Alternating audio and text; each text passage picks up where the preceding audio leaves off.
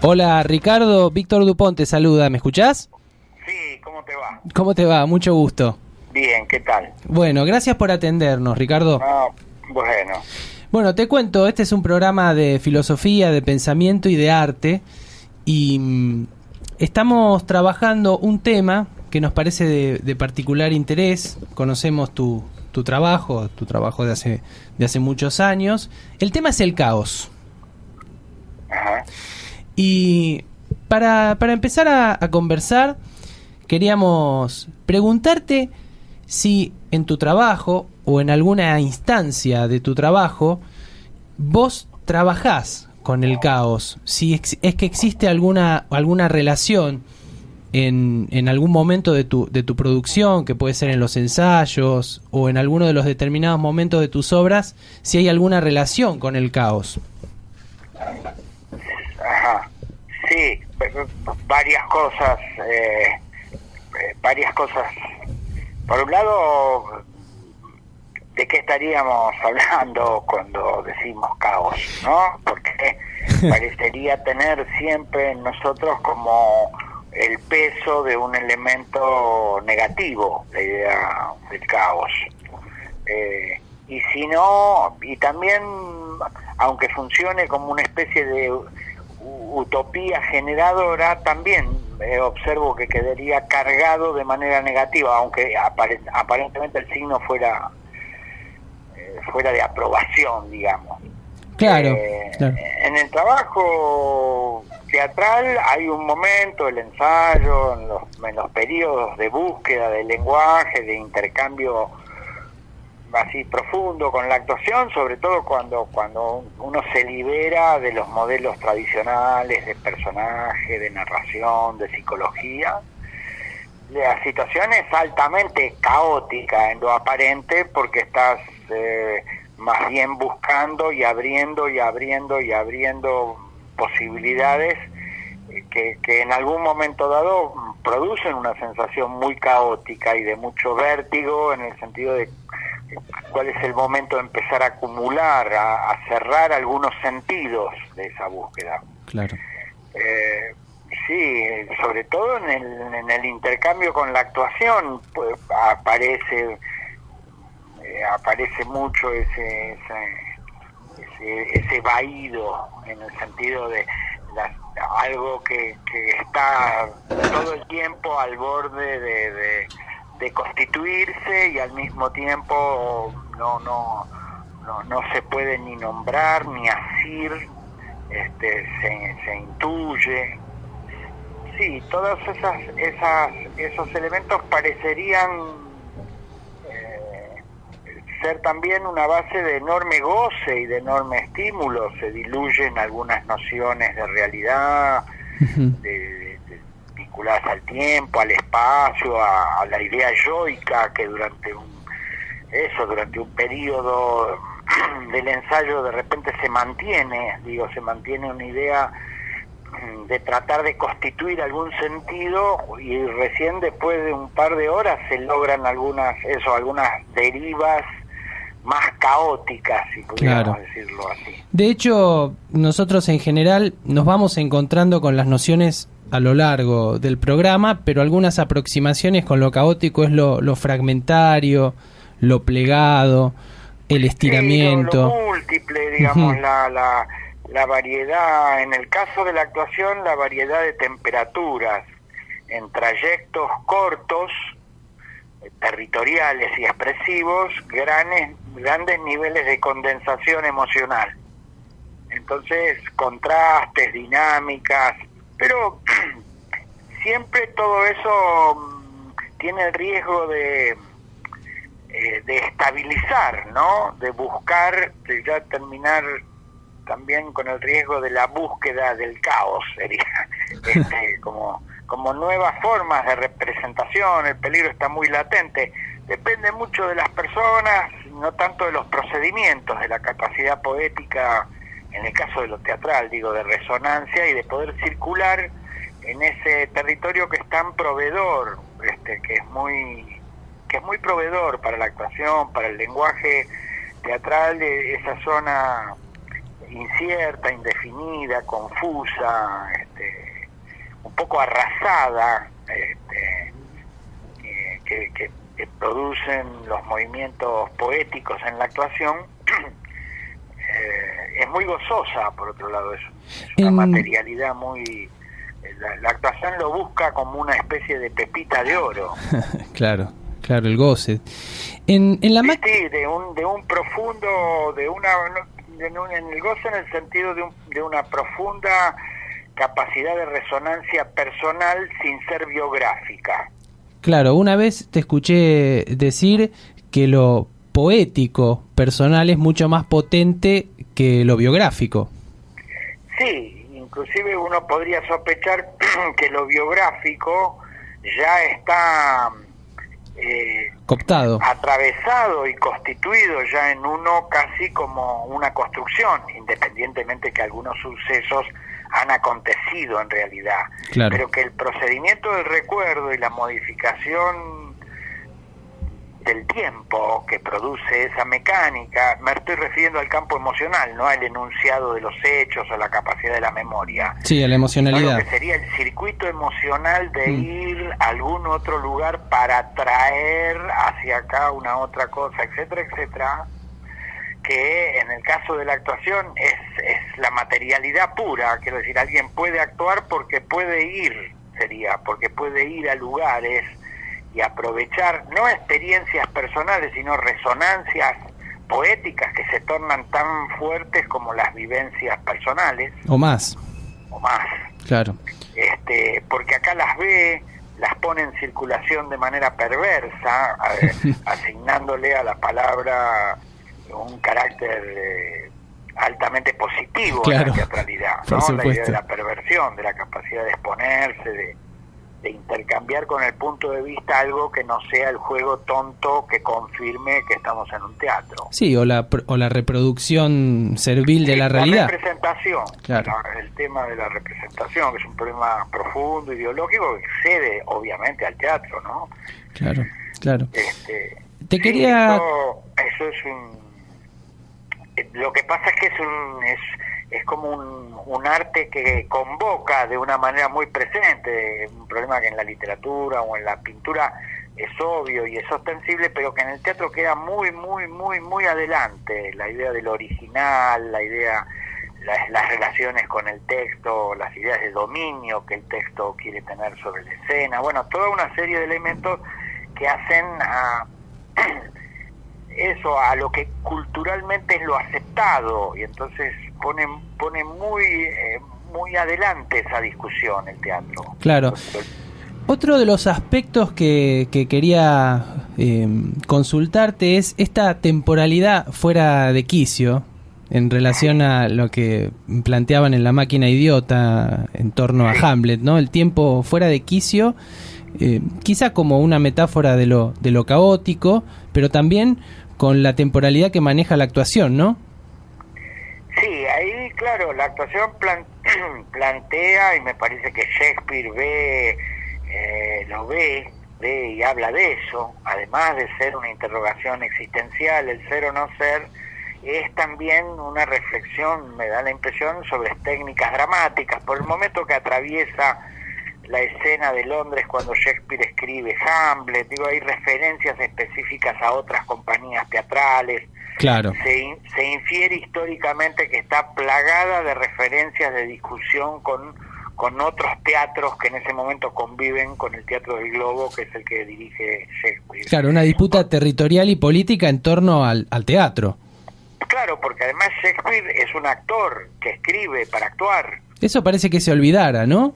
Claro, es un agenciamiento muy nítido que hace la literatura de situarlo, de ningunear la información de que esa es una escritura de actuación. ¿Una escritura escénica? ¿Una escritura escénica podría ser? Sí, por supuesto.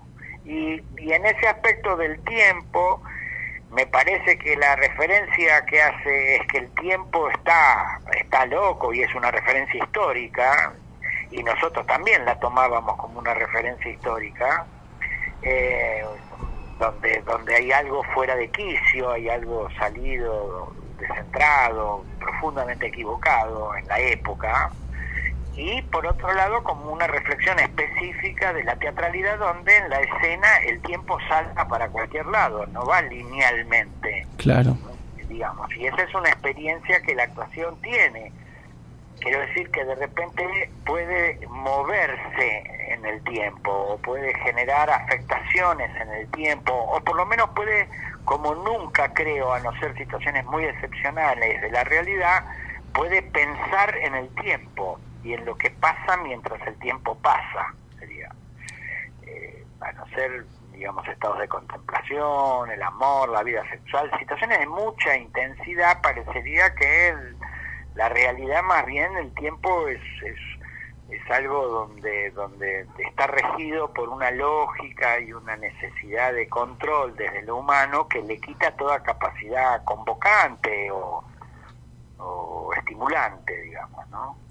Claro, y la sensación caótica es meramente una sensación. Siempre te lo pregunto en referencia a tu laburo. ¿Es meramente una sensación y detrás hay la búsqueda de un orden acaso más dinámico? ¿O verdaderamente la sensación caótica es algo que se prolonga a lo largo de todo el proceso de una obra? No se podría mantener durante todo el tiempo, pues no habría acumulación. Y el teatro es un arte de la repetición, quiero decir. Claro. El teatro después genera una estructura maquínica regulada, quiero decir, dice las mismas palabras y de alguna forma hace los mismos gestos, siempre, y dura más o menos exactamente 1:05 o 1:15 o 1 hora, dependerá, pero digo, tiene un funcionamiento de réplica en lo aparente. Por otro lado, la actuación actúa, quiero decir, la situación es que hay un suceso ahí de intercambio con la presencia viva del cuerpo del actor que le da la singularidad del acontecimiento. Después, por supuesto, hay toda una serie de otros elementos, está la historia, está el color, luz, etcétera, pero todo eso es no secundario, pero está narrado en el cuerpo de los actores, que hacen una cosa extrañísima, esto es, actúan, son iguales a nosotros, pero por un procedimiento que nosotros ya aceptamos, que es una convención, se separan y momentáneamente hacen otras cosas, hacen como unos fantasmas que nos hablan de otro lado. Digamos, si el mundo fantasmático será más, menos ingenuo, más, menos vulgar, eso dependerá de los gustos y de las aspiraciones que tenga ese teatro. Hay un teatro que se confirma a sí mismo ciegamente y otro que más bien intenta ser más contemporáneo o interrogarse en relación a los lenguajes o a lo que se afirma con esos lenguajes. ¿Qué grado de posibilidad tiene en ese sentido el arte de defenderse un poco de la realidad y de los azotes que la realidad nos inflige, produciendo un campo momentáneo de afectación social mínima, 3, 4 espectadores, 10, 12, no importa, 100, que de repente sean tremolados por alguna intensidad que desde la escena venga y que eso despierte algún tipo de resonancia, no temática, no necesariamente ideológica, no política en el sentido acumulativo, sino emocional. Un sacudimiento. ¿Cómo? Un sacudimiento. Sí, claro, que vos digas, la vida es otra cosa, no puede ser la gilada que se nos obliga. Es otra intensidad, nuestras fuerzas son mayores, estamos muy por debajo de nuestra intensidad, muy. Tengo una pregunta, Ricardo. ¿La condición del actor siempre está atravesada por esto que decís vos de lo fantasmático? Pensaba obviamente en el caso emblemático del padre de Hamlet, pero ¿hay algo de inherente al actor vinculado con el fantasma o con lo fantasmático? Sí, claro, si no puede actuar, quiero decir, si no está dispuesto a introducirse no es que hay que creer los fantasmas, hay que tener miedo de ir a tender la ropa a la azotea porque me puede agarrar el fantasma, pero me refiero al peso que tiene los antecedentes fantasmáticos en las personas, su infancia, su familia, la desmesura de esa estructura, la máquina infernal, independientemente de lo biográfico específico. Sí. Insisto, lo biográfico está teatralizado. Claro. Los sucesos adquieren intensidad por la significación que a eso uno le otorga. La herencia, ¿no? ¿Alguna vez hablaste? Bueno, no. También, Vez. y eso en el teatro es letal, porque lo que heredás te mata, te aplasta. Digamos, hay que moverse rápido de esos lugares para que la herencia no te capture. Ricardo, ¿y la realidad también es parte de esta herencia? ¿De la pesada herencia? No, la pesada herencia en este país es la estructura permanente. Eso es una construcción de dominio, ideológica, claro. Avasallador, autoritario, dictatorial de las clases dominantes, los dueños de la tierra. La meritocracia. Los que todos sabemos que son los dueños de la tierra y han tenido el poder, ¿no? Y han participado en la afectación de la vida democrática, de nuestro crecimiento intelectual, de nuestras posibilidades, a través de los golpes de Estado y a través de las políticas como las actuales que transforman a la democracia en una situación absolutamente vacía. E imposibilita el pensamiento de proyectarse socialmente, de ser soberano de la patria, que sería nuestro cuerpo social. Pero ¿no hay algo en esta democracia delegativa o representativa que hay que profundamente cuestionar, así como ustedes, por ejemplo, en su teatro cuestionan la idea de representación? ¿No hay algo en la lógica representativa? Pero por supuesto, sí, por supuesto que hay una escena deplorable en la hipótesis electoralista, por supuesto que sí. Por supuesto que hay una concesión profunda y una aceptación de un nivel de debilidad enorme en relación a las posibilidades de los tiempos que implican confiar en un formato de esa naturaleza. Pero no ha habido alternativas que permitieran un desarrollo de otro tipo. Entonces digo, hay algo también en el teatro. Uno intenta quebrar, sobre todo con uno mismo, intenta sorprenderse, intenta crearse algún tipo de interés donde uno se sienta claramente en juego, claramente en contacto y también claramente apoyado por ese lenguaje para poder decir, mirá, yo un poco acá me hago presente como otras personas se hacen presentes en, no sé, en sus opiniones escritas o en sus ensayos, pero no siempre uno está tan, inclusive con lo de uno, tan conforme ni siente que haya logrado esa aspiración. Entonces me parece que en lo macro es lo mejor que hay. Ojalá que, yo es lo que pienso, ojalá que el gobierno pierda. Eso es lo que pienso como situación básica, porque es en este gobierno y en esta situación donde la estoy pasando mal, entiendo y me cuestiono el lugar de lo que se transforma la democracia cuando simplemente todos los poderes de funcionamiento están cooptados por los mismos de siempre, por sus parientes, por sus hijos, por sus nietos. Es lo de siempre, desde 1880 hasta ahora.